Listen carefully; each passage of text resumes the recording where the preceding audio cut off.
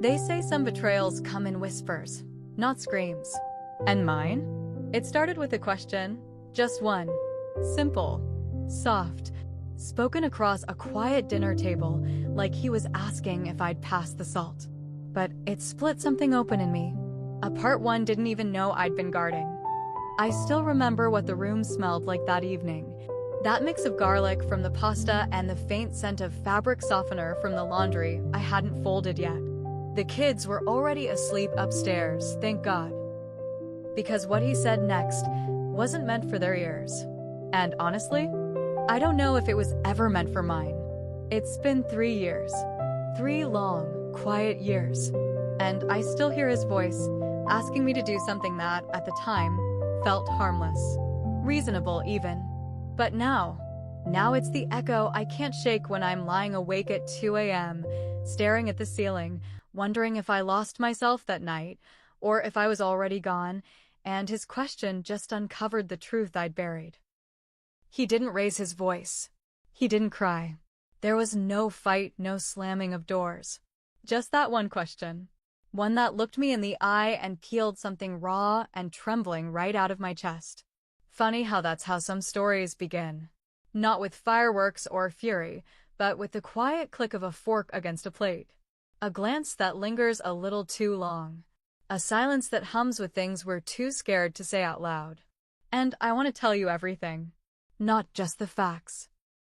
Not just what happened, but how it felt. Because if you've ever loved someone so deeply that their distance felt like drowning in plain sight, if you've ever been the one holding the family together with a smile stitched over your breaking point, then maybe, just maybe, you'll understand why I said yes. This is the story of how my husband's unexpected request changed everything. And I don't just mean our marriage. I mean me. So before we dive in, I want to ask you something, too. Have you ever been asked for something that made you question everything you thought you believed in? Something that made you wonder, is this still love? Or is it just a shadow wearing love's face? Subscribe to Heartfelt Tales Unfold, where we share the truths that tremble beneath the surface. Because the next story might echo your own. And trust me, you won't want to miss what comes next. I'm 34. Used to be a high school teacher. English literature. Now I'm home full-time with the kids. I left the classroom 5 years ago when our second child was born. Back then, I told myself it was the right choice. I wanted to be present. I wanted to give them everything I didn't have growing up. But somewhere along the way, I stopped noticing when my name wasn't being called for anything other than snacks or laundry. My husband, Daniel, is a good man. Quiet. Reliable. He works in finance. Long hours. Longer silences. He wasn't always like that. When we first met, he was attentive. Playful.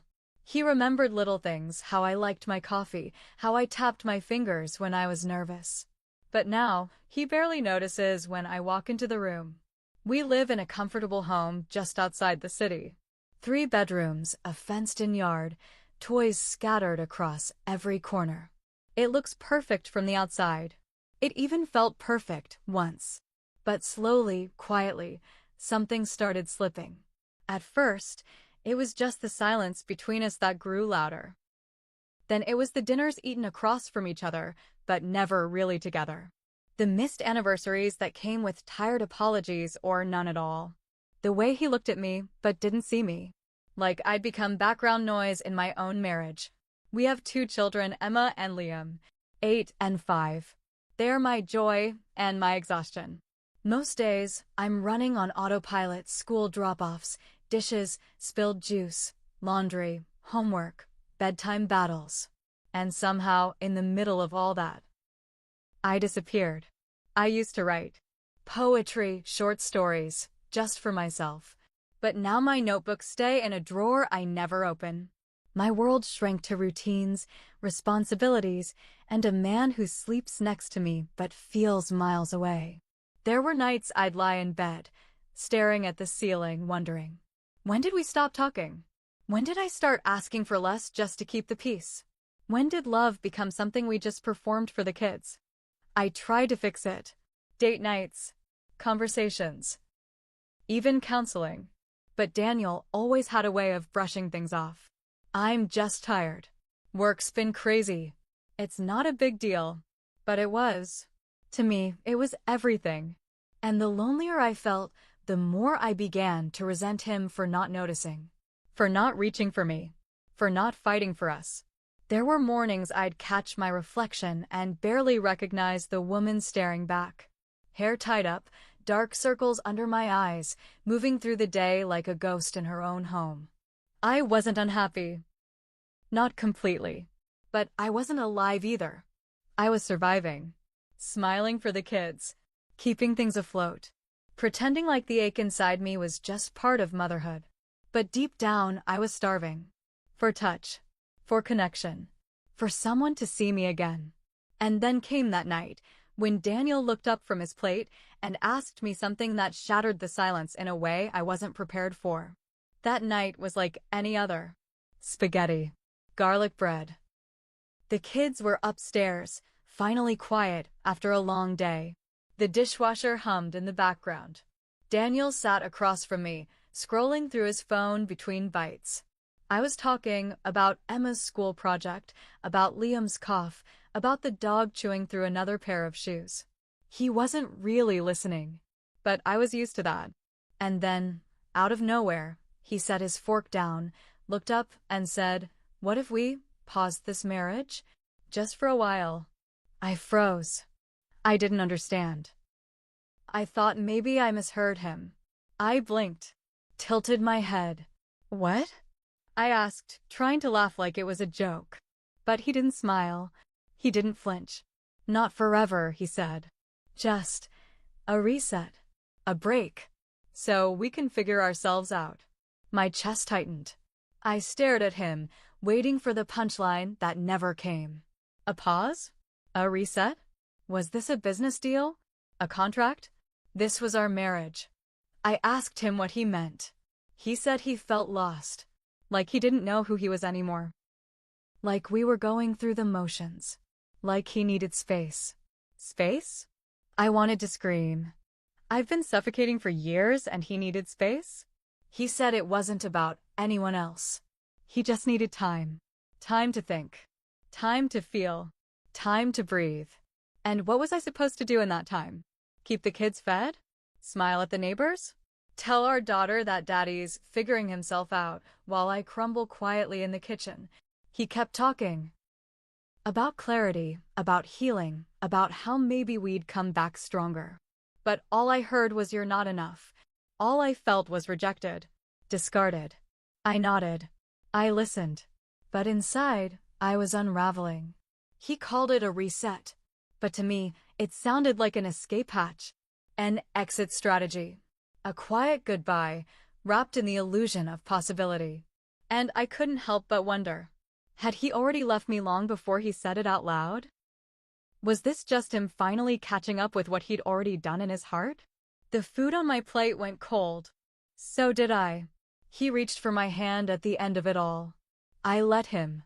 But my fingers felt limp in his. Like they no longer belonged to me.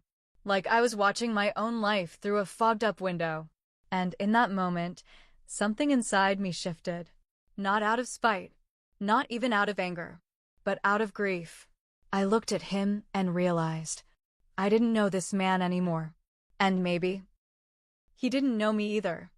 I didn't sleep that night. I just lay there, staring at the ceiling, while his words played on repeat in my head. What if we paused this marriage? He fell asleep quickly, like it was any other night. Like he hadn't just set a fire between us and pulled the blankets over it. I stared at him in the dark.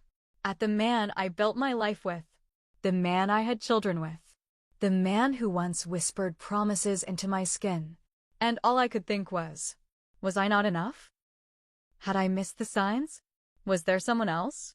Or was I just too much and too little at the same time? I replayed every moment, every fight we didn't have, every kiss that felt routine. Every time I reached for his hand and he didn't notice. Maybe I had missed the signs.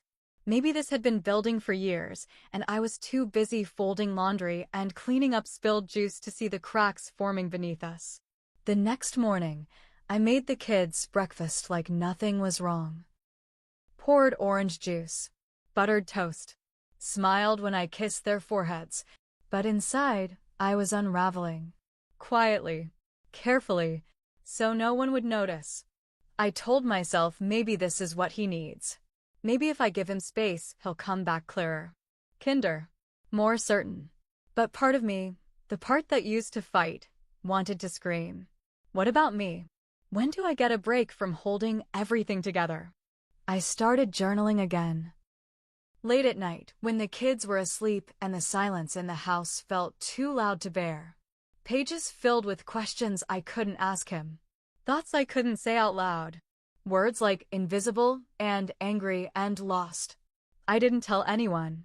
Not my sister. Not my best friend. I didn't want to hear the pity in their voices. Didn't want them to tell me to be strong when I didn't even know what that meant anymore. Every day felt like a choice. To pretend. To push through.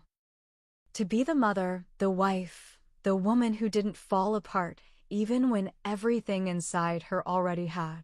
Some nights, I sat on the bathroom floor, knees pulled to my chest, just breathing, trying not to cry too loud, trying not to wake the children. I went through the motions: school drop-offs, grocery runs, smiles at neighbors. But something in me was shifting. A deep, slow war was unfolding inside me. One voice saying, "Hold on. Fight for him. Fight for your family." And another whispering, "You've already been fighting alone. What are you really holding on to?" I wanted to be angry, but I was tired. Too tired for rage. Too hollow for confrontation. Instead, I just became quiet. Quieter than I had ever been. Because when the person you love asks for distance, you start wondering if your closeness was ever wanted in the first place. And in that silence, in that heavy space between what was and what might never be again, I started asking myself something I hadn't dared to before. What if I stopped waiting? A week after that dinner, Daniel packed a small bag and left. No fight. No big scene. He kissed the kids goodbye, told them he'd be staying at a friend's for a bit, and gave me a half-hearted smile that barely reached his eyes. I stood at the doorway after he left, not sure whether I wanted to scream or collapse. The house felt quieter than ever. Not peaceful quiet, the kind that echoes. The kind that makes you feel like the walls are closing in on you. At first, I tried to stay busy. I filled every hour with errands, chores, schedules. I scrubbed floors that didn't need scrubbing. Organized closets just to feel like something in my life still made sense. But at night, when the kids were asleep and the stillness came back, I felt like I was being swallowed. And that's when I met him. Not in some romantic, cinematic way. Just casually. He had just moved into the house 2 doors down, a quiet, warm-eyed man named Aaron. Divorced. Early 40s. Friendly, but soft-spoken. He introduced himself while I was dragging the trash cans out one morning in my robe, hair a mess, sleep still in my eyes. I laughed nervously, made a joke about motherhood, and for the first time in a long while, someone laughed with me. Not out of politeness, but because they were actually listening. It started small. A wave in the morning. A quick conversation while we watered our gardens. But then, it became something else. One evening, I locked myself out while taking out the recycling. Daniel had always been the one to remind me to grab my keys, but he wasn't there. Aaron saw me pacing and offered to help, invited me in while I waited for the locksmith. His home smelled like cedar and coffee. There were books stacked on the counter, jazz playing softly in the background. I didn't expect to stay long, but we talked, and it was easy. He asked about my kids, my life, my writing. Things Daniel hadn't asked me about in years.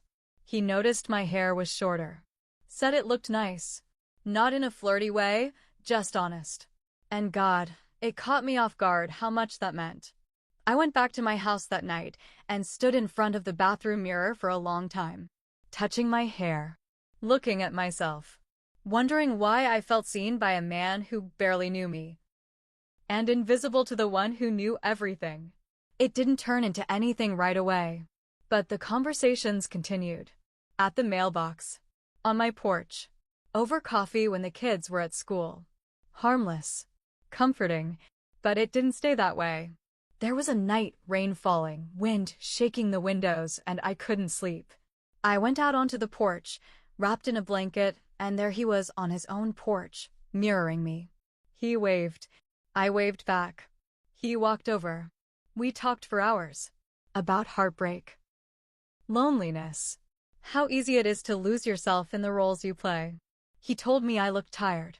Not in a rude way. In a concerned way. And then he said, "You don't have to carry it all alone, you know." And, just like that, something cracked open in me. I didn't touch him. He didn't touch me. But the air between us shifted. There was a softness, a pull, a moment too long held in silence. The kind of moment you feel more than see. I told myself it was nothing. Just a connection. Just kindness. But it wasn't nothing. Because the next time we talked, I stood a little closer, laughed a little louder, stayed a little longer, and the lines started to blur. It was a Friday night. Cold. The kind of cold that seeps into your bones even when you're wrapped in blankets. The kids were with my sister for the weekend. She offered, said I looked like I needed a break. And she wasn't wrong. I hadn't had a moment to just be in weeks. But when the silence settled in, it didn't feel peaceful. It felt heavy, loud in a different kind of way. I poured a glass of wine, then another, put on music, something slow, familiar. And before I knew it, I was standing outside again, drawn to the only light still on in the neighborhood. His. Aaron was out back, tending to that ridiculous little fire pit he loved. He looked up when he saw me, smiled, and waved me over. I didn't hesitate. We talked for hours. Laughed like people who weren't quietly falling apart. And somewhere between the second glass of wine and a story about his childhood, I felt something I hadn't felt in a long time. Warm. Wanted. Alive. It wasn't planned. It wasn't even something I thought I truly wanted. But in that moment, I was starving to be seen. To be held like I still mattered. To feel anything other than invisible. He reached up to tuck a loose strand of hair behind my ear. His hand lingered. I looked at him. And he looked back. Neither of us moved first. Or maybe we both did at the same time. But suddenly, his lips were on mine. Soft. Searching. Not rushed. Just real. For a second, the world stopped. And then it slammed back into me. I pulled away. Shaken. My hands trembling. His eyes widened with something like regret.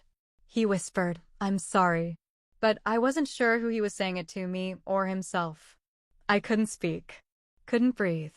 I just stood there, staring at him, before turning and walking away. Fast. Barefoot. My heart pounding so loud I thought it might wake the street. I got inside, shut the door, and slid down against it. Hands over my face. Tears slipping through my fingers. I had become something I never thought I'd be. The woman who crossed a line she swore she never would. The one who said, I would never, until she did. And yet, I didn't regret the kiss. I regretted the hunger that led me there. The ache that had been growing in me for years, quietly, steadily, while I smiled through it. I slept on the couch that night. Didn't even try to pretend everything was fine. Because it wasn't. And then, the next morning, before the guilt had even settled, Daniel came home, unannounced, suitcase in hand, looking tired, but soft. Like he had made a decision. He stood in the doorway and said, "Can we talk?" And, just like that, everything shifted again. When Daniel stood in the doorway that morning, I felt the air leave my body. He looked smaller somehow, not physically, but in the way a man looks after he's been wandering through something heavy and came back hoping to be forgiven. He smiled, weakly, and I forced one back. We sat in the living room, knees inches apart, but the space between us felt like miles. He said he'd been thinking, said the time apart made things clearer, Said he realized he still wanted us. That he'd made a mistake. And I just nodded. Not because I believed him, but because I didn't know what else to do. He reached for my hand, held it in both of his, said he missed me, said he missed the kids, said he wanted to come home and try again.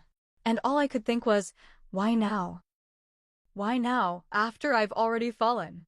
I wanted to scream, to ask him why it took my silence for him to finally hear me, why it took him stepping away to realize what he had walked away from. But I didn't. Instead, I made coffee, set out the guest towels, told the kids Daddy was back for good. They were thrilled. I smiled through it, but inside, I was unraveling all over again, because now I wasn't just a woman mourning her marriage. I was a woman keeping a secret so loud it echoed in every quiet moment between us. Daniel became softer, more affectionate. He offered to cook dinner. He rubbed my shoulders in the evening. He asked about my day, and I responded, politely, mechanically. But something inside me had already shifted. I couldn't unsee the cracks, couldn't unknow the feeling of being wanted, of being looked at like I mattered, even if it came from the wrong person in the wrong moment. I stopped seeing Aaron. Not because I had to, but because I couldn't. Every time I passed his house, I felt my stomach twist. I ignored his texts. Polite, cautious, hope you're okay. I'm sorry. I couldn't answer. What would I even say? I still saw him, sometimes, watering his plants, walking his dog. Our eyes would meet briefly, then drop. We were both drowning in a shame we didn't have words for.